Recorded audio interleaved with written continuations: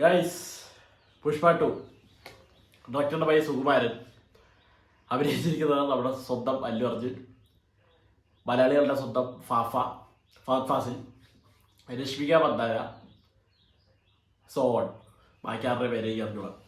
Okay, പടം first half കണ്ടുകൊണ്ടിരിക്കുക. ഞാൻ തുറന്നു പറയാണ്, ഇത് എൻ്റെ പേഴ്സണൽ ഒപ്പീനിയനാണ്, വ്യക്തിപരമായ അഭിപ്രായം.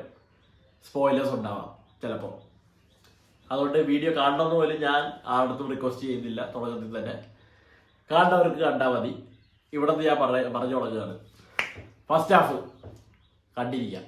ഒരു ഡീസൻറ്റ് ഫസ്റ്റ് ഹാഫ്. അത്യാവശ്യം ചെറിയ 2 മാസ് സീൻ, ചെറിയൊരു ഫൈറ്റ് സീൻ. ഒരു പ്രൊഡക്ഷൻ വൈസ് ആയാലും ബാക്കി ടെക്നിക്കൽ പരമായ കാര്യങ്ങളെല്ലാം മുൻപന്തിയിൽ തന്നെ നിർത്തിക്കൊണ്ടാവാൻ പണി വെച്ചിട്ടുണ്ട് എന്ന് തന്നെ പറയണം.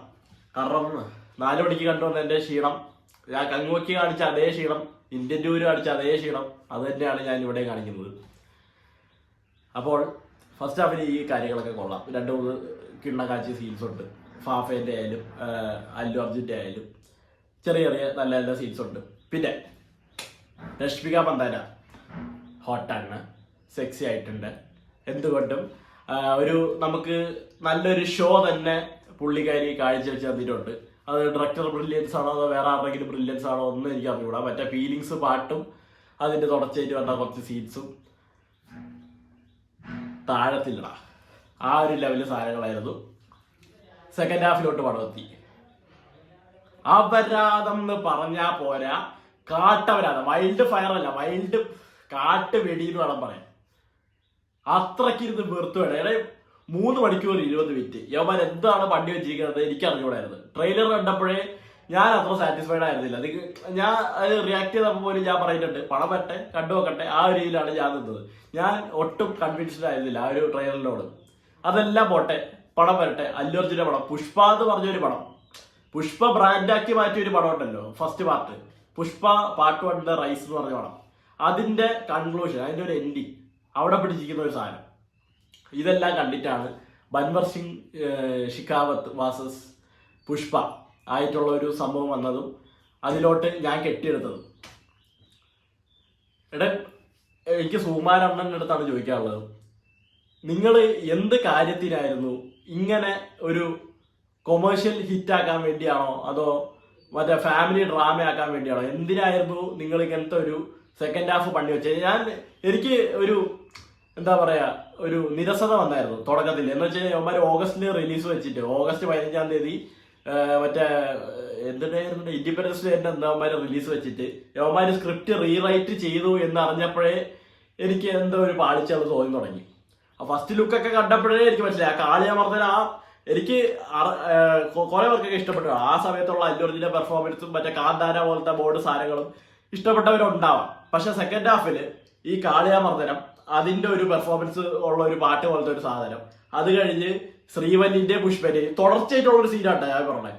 ശ്രീവല്ലിയും പുഷ്പയായിട്ടുള്ള ഒരു സീൻ പാട്ട് വരുന്നുണ്ട്. അതും അത് കഴിഞ്ഞ ഒരു ഫൈറ്റ് സീക്വൻസും ഒരാവശ്യമില്ലാത്ത സാധനങ്ങളായിരുന്നു. ഈ പടത്തിൽ ലെങ്ത് കൂട്ടിയത് അങ്ങനത്തെ കുറെ ക്രിഞ്ച് മൊമെന്റ്സ് ആയിരുന്നു.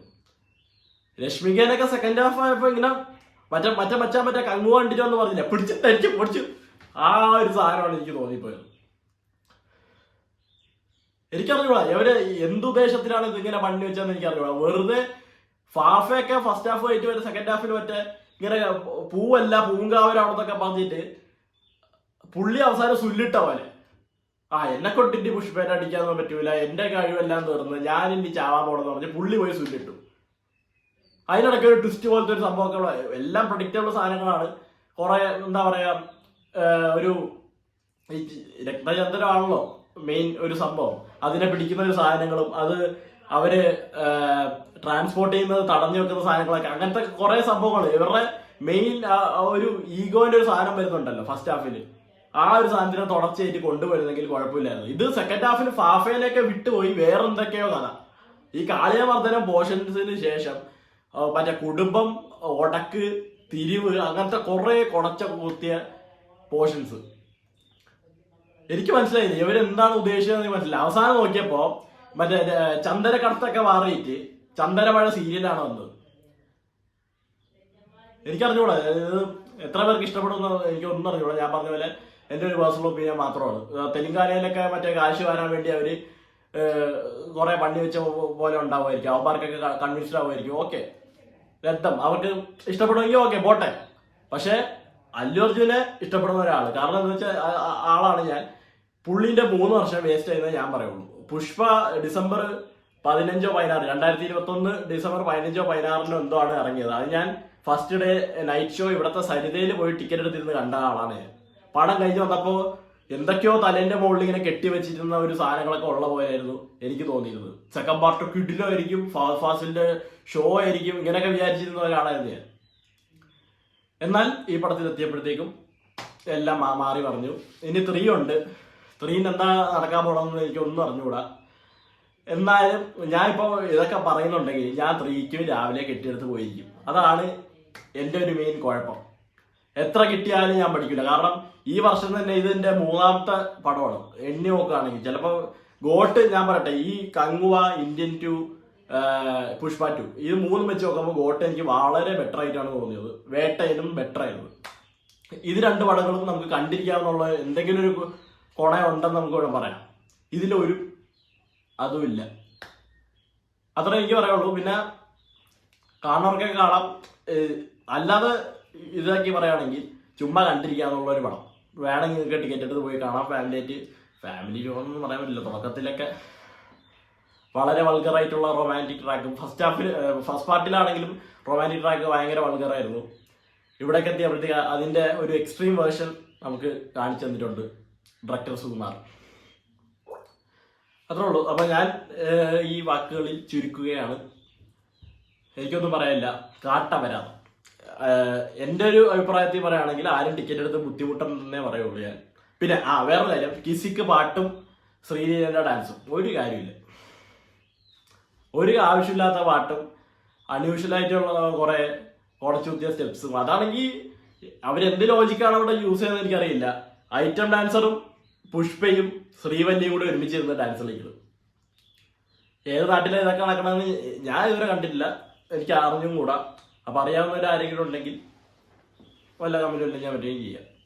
പിന്നെ വേറൊരു കാര്യം ഞാൻ പറയാൻ വിട്ടുപോയതാണ്. ഇത്രയും കുളച്ച ഒരു അല്ലു അർജുൻ്റെ ഒരു ഇൻട്രോ ഞാൻ എൻ്റെ ജീവിതത്തിൽ കണ്ടിട്ടില്ല.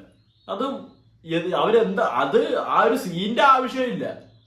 അവസാനം ഞാൻ ആ സീനാണെങ്കിൽ എനിക്ക് വിവരിക്കാനും പറ്റാത്ത ഒരു അവസ്ഥ. ആ സീൻ കാണുമ്പോൾ ഞാൻ വിചാരിച്ച് അവസാനത്തിൽ എന്തോ ഇപ്പൊ പുഷ്പ പാർട്ട് 1 സീൻ നിങ്ങൾ നോക്കാം. തുടക്കത്തിൽ ആ പോലീസുകാർ വരുമ്പോൾ മറ്റേ ലോറിയിൽ നിന്ന് ഇറങ്ങി വരുന്നത് ഏത് ഇന്റർവെല്ലിന്റെ ശേഷമുള്ള ഒരു പോർഷനാണ് അവിടെ കാണിച്ചിരിക്കുന്നത്. അതിന് മുമ്പുള്ളവൻ എന്തായിരുന്നു അങ്ങനത്തെ ഒരു സംഭവങ്ങളാണ് അവിടെ കാണിച്ചിരിക്കുന്നത്. അതുപോലെ ആയിരിക്കും എന്ന് വിചാരിച്ച് ഒരു കണ്ടെയ്നറിൽ വെച്ചുള്ള ഒരു ഫൈറ്റും അതിന്റെ തുടർച്ചയായിട്ടുള്ള വേറെ കുറച്ച് കോണകളും ജപ്പാനിൽ പോയിട്ടാണ് കേട്ടോ, ഇവിടെ ഒന്നുമല്ല. ജപ്പാനിൽ ഒരു ജോർജ് പോളിൽ വെച്ചുള്ള ഒരു സാധനമുണ്ട്. ആ ഒരു സാധനം കണ്ടപ്പോൾ ഞാൻ വിചാരിച്ചു അവസാനത്തേക്ക് എന്തെങ്കിലുമൊക്കെ വെച്ച് പൊലിപ്പിക്കാനായിരിക്കും ഇങ്ങനെയൊക്കെ വിചാരിച്ചിരുന്നു. പക്ഷെ ഒന്നും ഉണ്ടായിരുന്നില്ല.